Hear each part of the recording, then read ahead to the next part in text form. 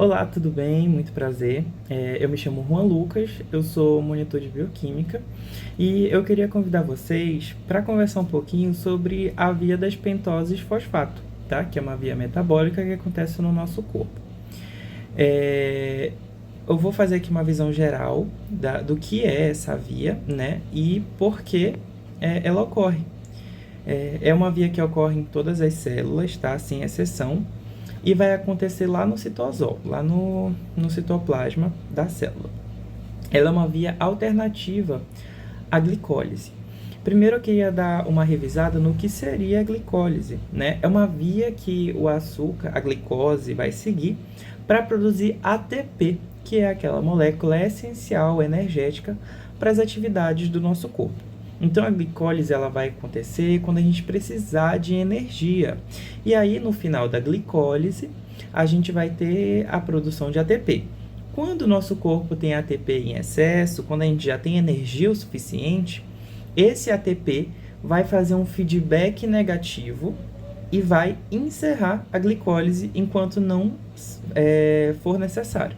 Então, a glicólise vai acontecer quando a gente estiver precisando de ATP. Quando esse ATP já estiver em excesso, já estiver em um nível ok, esse ATP vai bloquear essa via glicólise.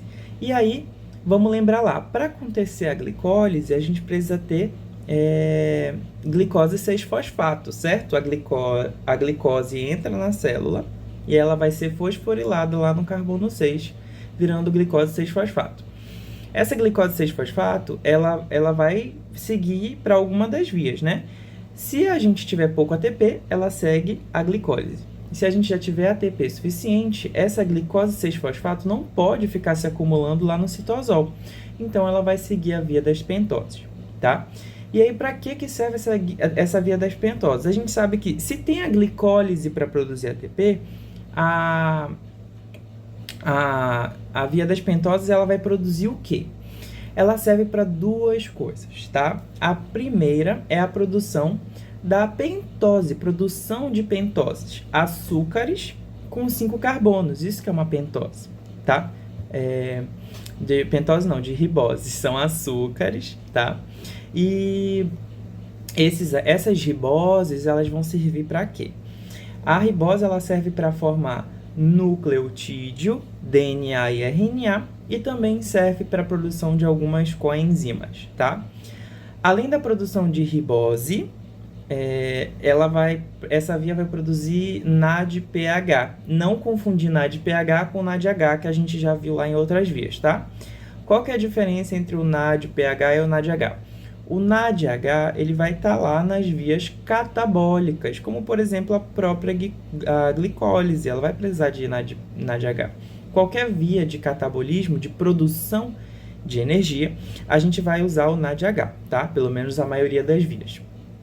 Já o NADPH, ele vai estar presente em vias opostas, em vias de anabolismo ou vias de biossíntese, como vias da produção de ácidos graxos, esteroides e colesterol, tá? Que são aí intermediários importantes na produção de hormônios e coisas assim, tá?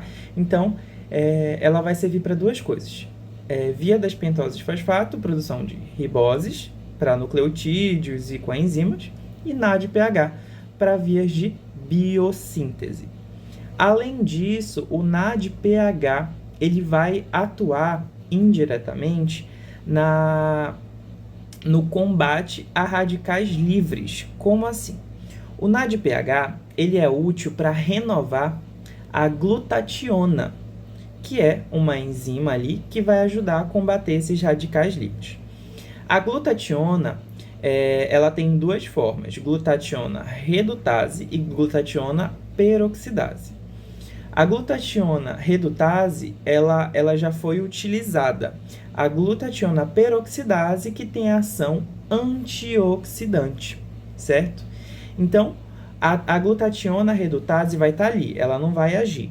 E aí vem o NADPH, renova ela, transforma a glutationa redutase em glutationa peroxidase, e a glutationa peroxidase vai clivar ali, ela vai transformar peróxido de hidrogênio, H2O2, em água. Então, ela já vai estar combatendo ali um agente oxidante, já que a água oxigenada, peróxido de hidrogênio, né, é um agente oxidante. E aí, quando a glutationa peroxidase combate esse H2O2, ela volta a ser glutationa redutase e precisa ser renovada novamente em glutationa peroxidase. Para ela ser renovada, a gente precisa do NADPH. Ela só faz isso? Não, ela também combate outros radicais livres. Radicais livres, eles podem ser danosos ao nosso organismo porque, como o próprio nome diz, eles estão livres. Eles têm falta elétron na camada de valência deles. Então, eles têm a capacidade de interagir com componentes estruturais de células e causar danos, causar lesões. E aí, a glutationa está aí justamente para tirar esses radicais livres do caminho. Mas ela precisa ser constantemente renovada justamente pelo NADPH. Só que o NADPH precisa ser renovado pelo... não, é isso mesmo. O NADPH renova a glutationa, transformando em glutationa peroxidase, e ela vai ali clivar o peróxido de hidrogênio, H2O2, e também os radicais livres, né? Bom, agora uma visão geral da via. Vou aqui tirar aqui. Essa via das pentoses fosfato, ela é dividida em duas fases. A fase oxidativa e a fase não oxidativa. Assim como a glicólise, quando a glicólise ela já está ali, já produziu muito ATP e não é mais necessário que a gente siga por essa via, o nosso organismo vai lá e faz outra coisa com os intermediários, porque a gente não pode ter nada em excesso no nosso corpo. Ele está sempre uma luta constante para deixar tudo regulado, tá? Então, a fase oxidativa é a fase que a glicose 6-fosfato vai passar para produzir as riboses. A fase não oxidativa é quando a gente não precisa mais dessas riboses e quando a gente está precisando de ATP. Então, a fase não oxidativa vai pegar essas riboses que foram produzidas na fase oxidativa e vai transformar em intermediários da glicólise, utilizando eles para a produção de ATP. Então, preciso de ribose, aí eu vou para a fase oxidativa. Produzo ribose, ribose, ribose e ribose. Tenho ribose demais, preciso de ATP. Ribose é um tipo de açúcar, então dá para utilizar esse açúcar para a produção de energia. Então, a fase não oxidativa está aí para reciclar esse açúcar. Então, essas riboses vão ser metabolizadas ali na fase não oxidativa e transformados em intermediários, elementos que podem ser utilizados para a produção de energia na glicólise, tá?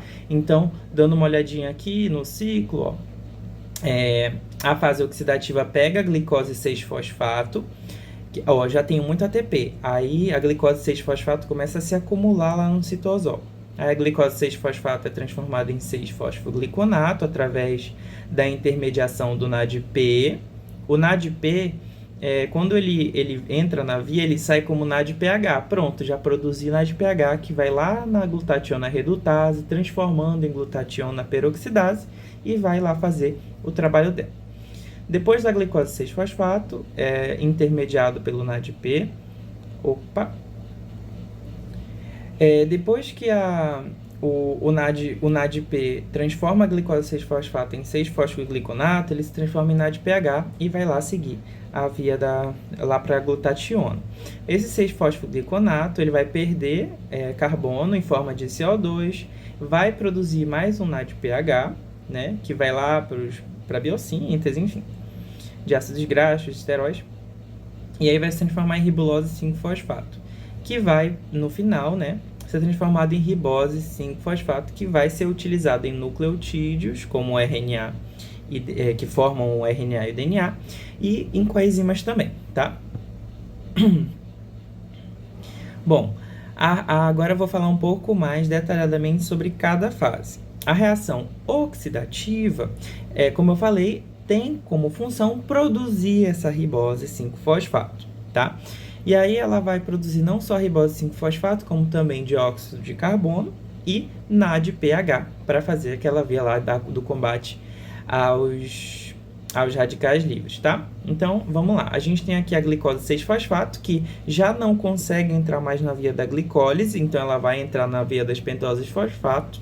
Aí a gente vem aqui e, por meio de uma enzima chamada glicose 6-fosfato desidrogenase, também conhecida como G6PD, é importante aí, tá? Saber a existência dessa enzima, porque a G6PD, a ausência dela pode provocar, tipo, uma pessoa que não consegue produzir essa enzima, se ela tiver ingerir alguma coisa muito oxidativa, ela pode ter aí hemólise das hemácias, tá? Mas isso é assunto para outro momento. Mas é importante saber que a primeira enzima aí que vai entrar nessa reação é a G6PD. Ela que dá a entrada para a glicose 6-fosfato, tipo assim, bem-vinda a via das pentoses fosfato. Ela é a primeira enzima a aparecer. Então, ela vai transformar o NADP em um NADPH, tá? E vai transformar a glicose 6-fosfato em 6-fosfoglicono delta-lactona, tá? Aí, essa 6-fosfoglicono delta-lactona, através da enzima lactonase, vai ser transformada em 6-fosfogliconato.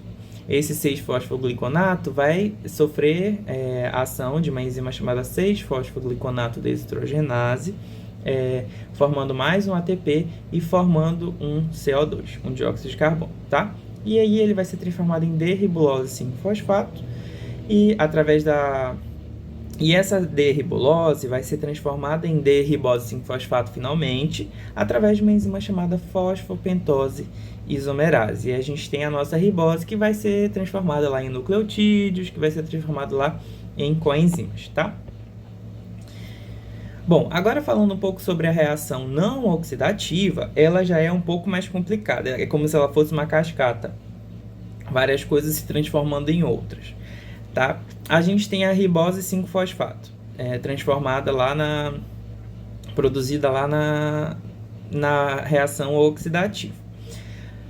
Beleza, meu corpo já tem ribose suficiente, a gente está precisando de ATP, o que a gente vai fazer? Vai transformar essa ribose em intermediários da glicólise para a produção de ATP, para a produção de energia. Tá? Então, a gente tem aqui a ribose 5-fosfato e também tem a xilulose 5-fosfato, que também é um açúcar. Ambos os açúcares, eles são...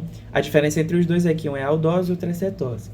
Ambos os açúcares, eles possuem 5 carbonos na sua cadeia, tá? E aí, nessa reação não oxidativa, a gente tem a atuação de duas enzimas importantes, que são a transcetolase e a transaldolase. A transcetolase ela vai catalisar a transferência de 2 carbonos de uma cetose para uma aldose. Aqui ela já está agindo. Ó. A gente tem uma ribose 5-fosfato e uma xilulose 5-fosfato. E aí, ambas com 5 carbonos, né? E a transcetolase vai lá agir catalisando a transferência de 2 carbonos, né? Se ambos têm 5 e uma transferiu 2, uma vai ficar com 3 carbonos e outra vai ficar com 7 carbonos, tá?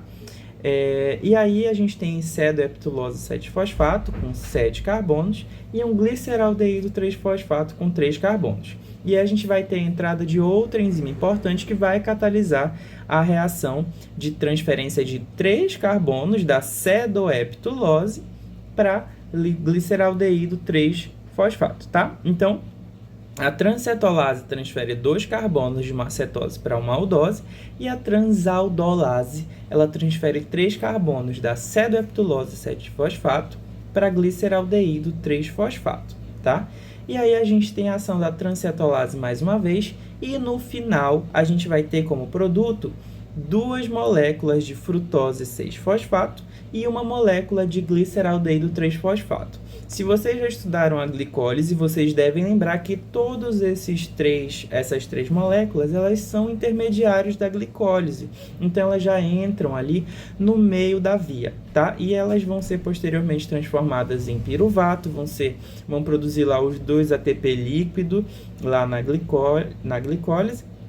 E a gente vai ter a produção adequada de ATP, já que a gente não precisaria aqui nessa situação das riboses 5-fosfato. Então, a gente está usando elas aí como fonte de energia. Então, essa é a função da reação não oxidativa, tá? Bom, Agora, essa via ela é regulada. Assim como a glicólise é regulada pelo ATP, até porque quando a gente tem muito ATP, a glicólise é parada, esse ATP faz um feedback negativo nessa via, a regulação aqui da via das pentoses fosfato, ela vai acontecer através do NADPH. Quando a gente tem quando a gente já produziu muito NADPH, ele vai bem aqui no início da via das pentoses fosfato, vai dar esse feedback negativo. Então, se tem muito NADPH, a via das pentoses fosfato vai ser interrompida, e aí a gente vai partir para a glicólise. Aí a glicólise vai lá, produz ATP, tem muito ATP e ele vai feedback negativo na glicólise. Aí, via das pentoses fosfato. E aí o ciclo se repete, tá? E aí, quando a gente tem muito NADPH, a gente vai interromper a via das pentoses fosfato, tá? Então, esse é o geral dessa via, tá, gente? Espero que vocês tenham entendido. É bem simples, né? Tem muito ATP, via das pentoses fosfato. Tem muito NADPH, via da glicólise, tá? Muito obrigado, gente, para quem assistiu até aqui. Qualquer dúvida podem mandar mensagem, tá? E eu vou deixar a literatura utilizada para esse vídeo aqui na descrição. Eu usei majoritariamente informações do Leninger, mas essas informações podem ser encontradas em outras referências e todas elas eu vou deixar aqui embaixo, tá? Muito obrigado mais uma vez e até o próximo vídeo, gente. Obrigado!